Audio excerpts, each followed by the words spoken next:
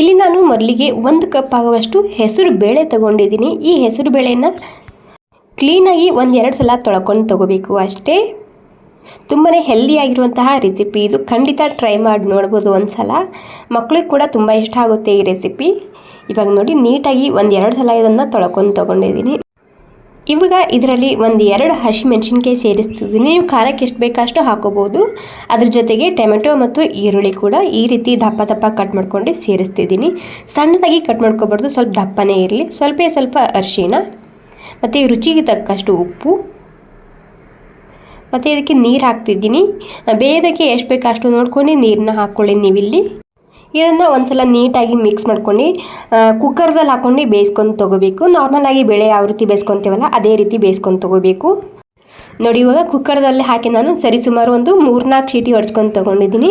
ಯಾವ ರೀತಿಯಾಗಿ ಬೆಂದಿದೆ ಅಂತ ನೋಡಿ. ತುಂಬಾ ಹೆಲ್ದಿಯಾಗಿರುವಂತಹ ಒಂದು ರಸಮ್ ಅಥವಾ ಸಾಂಬಾರ್ ಪೌಡರ್ ಇದು. ಸೊ ಖಂಡಿತ ಮಾಡಿ ನೋಡಿ ಮನೆಯಲ್ಲಿ, ತುಂಬಾ ರುಚಿಯಾಗಿರುತ್ತೆ. ಇಲ್ಲಿ ಕಡೆಯಲ್ಲಿ ಒಂದು ಸ್ವಲ್ಪ ತುಪ್ಪ ಹಾಕ್ಕೊಂಡಿದ್ದು ನಾನು. ತುಪ್ಪ ಇಲ್ಲ ಅಂದರೆ ನೀವು ಇಲ್ಲಿ ಎಣ್ಣೆ ಕೂಡ ಹಾಕೋಬೋದು. ತುಪ್ಪ ಬಿಸಿ ಆದಮೇಲೆ ಸ್ವಲ್ಪ ಸಾಸಿವೆ ಮತ್ತು ಜೀರಿಗೆ ಹಾಕ್ತಿದ್ದೀನಿ.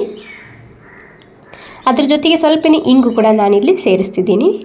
ಏನಿಲ್ಲ ಇವಾಗ ಸಾಸಿವೆ ಸಿಡಿದಾದ್ಮೇಲೆ ಇದಕ್ಕೆ ಶುಂಠಿ ಮತ್ತು ಬೆಳ್ಳುಳ್ಳಿನ ಕುಟ್ಟಿ ಸೇರಿಸ್ತಿದ್ದೀನಿ. ಎರಡು ಸ್ವಲ್ಪ ಕುಟ್ಟಿ ಹಾಕ್ತಿದ್ದೀನಿ ಇಲ್ಲಿ. ಸ್ವಲ್ಪ ಕೆಂಪಾದ್ಮೇಲೆ ಕರಿಬೇವಿನ ಸೊಪ್ಪು ಸ್ವಲ್ಪ ಬಾಡಿಸ್ಕೋಬೇಕು. ಕರಿಬೇವಿನ ಸೊಪ್ಪು ಬಾಡಿಸ್ಕೊಂಡಾದ್ಮೇಲೆ ಇದಕ್ಕೆ ಸ್ವಲ್ಪ ಅರಿಶಿನ ಹಾಕ್ತಿದ್ದೀನಿ ಮತ್ತೆ ಇಲ್ಲಿ. ಮತ್ತು ಖಾರಕ್ಕೆ ಎಷ್ಟು ಬೇಕಷ್ಟು ರೆಡ್ ಖಾರದ ಪುಡಿ ಹಾಕ್ತಿದ್ದೀನಿ. ಅದ್ರ ಜೊತೆಗೆ ಧನಿಯಾ ಪೌಡರ ಮತ್ತು ಹೋಮ್ ಮೇಡ್ ಮಸಾಲ ಖಾರ ಹಾಕ್ತಿದ್ದೀನಿ 1 ಚಮಚ.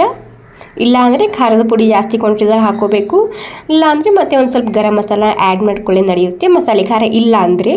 ಇವಾಗ ಎಲ್ಲನೂ ಮಸಾಲ ಹುರ್ಕೊಂಡಾದ್ಮೇಲೆ ಈ ಬೇಯಿಸಿದಂತಹ ಬೇಳೆಯ ಪೇಸ್ಟ್ ಹಾಕ್ತಿದ್ದೀನಿ. ಓಕೆ ನೋಡಿ, ನೀಟಾಗಿ ಇದನ್ನು ಮಿಕ್ಸ್ ಮಾಡ್ಕೋಬೇಕು ಅಷ್ಟೇ. ನೀವೇನಾದರೂ ವೆಯ್ಟ್ ಲಾಸ್ ಪ್ರಯತ್ನದಲ್ಲಿದ್ದರೆ ಈ ಸಾಂಬಾರನ್ನ ಮಾಡಿ ಕುಡಿಬೋದು ಅಥವಾ ಊಟಕ್ಕೆ ಬಳಸ್ಕೋಬೋದು. ತುಂಬಾ ಹೆಲ್ದಿಯಾಗಿರುತ್ತೆ ಮತ್ತು ತುಂಬಾ ರುಚಿಯಾಗಿರುತ್ತೆ. 10 ನಿಮಿಷದಲ್ಲಿ ರೆಡಿ ಮಾಡ್ಕೋಬೋದು. ಇಲ್ಲಿ ನಿಮಗೆ ನೋಡ್ಕೊಂಡು ನೀರನ್ನ ಹಾಕ್ಕೊಳ್ಳಿ. ಗಟ್ಟಿ ಬೇಕು ತಿಳಿಬೇಕು ನೋಡ್ಕೊಂಡು ನೀರನ್ನ ಆ್ಯಡ್ ಮಾಡ್ಕೋಬೋದು ಇದಕ್ಕೆ. ಓಕೆ, ಅದ್ರ ಜೊತೆಗೆ ನಾನಿಲ್ಲಿ ಒಂದು ಸ್ವಲ್ಪನೇ ಬೆಲ್ಲ ಹಾಕ್ತಿದ್ದೀನಿ, ಅಥವಾ 1 ಚಮಚ ಆಗುವಷ್ಟು ನಾನಿಲ್ಲಿ ಬೆಲ್ಲ ಹಾಕ್ಕೊಂಡಿದ್ದೀನಿ. ಇವಾಗ ಬೆಲ್ಲ ಹಾಕಿ ಮಿಕ್ಸ್ ಮಾಡ್ಕೊಂಡು ಇದಕ್ಕೆ ಒಂದು 3-4 ನಿಮಿಷ ಕುದಿಸ್ಕೊಂಡು ತೊಗೊಂಡ್ರೆ ಸಾಕು. ಸೂಪರ್ ಆಗಿರುವಂತಹ ಆರೋಗ್ಯಕರವಾಗಿರುವಂತಹ ಹೆಸರುಬೇಳೆ ರಸಮ್ ಅಥವಾ ಸಾಂಬಾರ್ ರೆಸಿಪಿ ರೆಡಿಯಾಗುತ್ತೆ. ತುಂಬಾ ರುಚಿಯಾಗಿರುತ್ತೆ. ಖಂಡಿತ ಟ್ರೈ ಮಾಡಿ ನೋಡಿ ಒಂದು ಸಲ. ಕೆಲವೊಬ್ಬರಿಗೆ ಬೇಳೆ ಸಾಂಬಾರು ಆದರೆ ಎದೆ ಉರಿಯುತ್ತೆ, ಅಂಥವರು ಈ ಸಾಂಬಾರನ್ನ ಮಾಡಿ ಕುಡಿಬೋದು. ಎಷ್ಟು ಬೇಕೋ ಅಷ್ಟು ಅನ್ನದ ಜೊತೆಗೆ ಹಾಕ್ಕೊಂಡು ತಿನ್ಬೋದು. ರುಚಿ ಜೊತೆಗೆ ಹೆಲ್ದಿ ಕೂಡ ಈ ಸಾಂಬಾರ್ ರೆಸಿಪಿ. ಓಕೆ, ಸ್ವಲ್ಪ ಕೊತ್ತಂಬರಿ ಸೊಪ್ಪು ಹಾಕ್ಕೊಂಡು ಮಿಕ್ಸ್ ಮಾಡಿಕೊಂಡ್ರೆ ಸಾಕು. ಸೂಪರ್ ಆಗಿರುವಂತಹ ಆರೋಗ್ಯಕರವಾಗಿರುವಂತಹ ಹೆಸರುಬೇಳೆ ಸಾಂಬಾರ್ ಅಥವಾ ರಸಮ್ ರೆಸಿಪಿ ರೆಡಿಯಾಗುತ್ತೆ.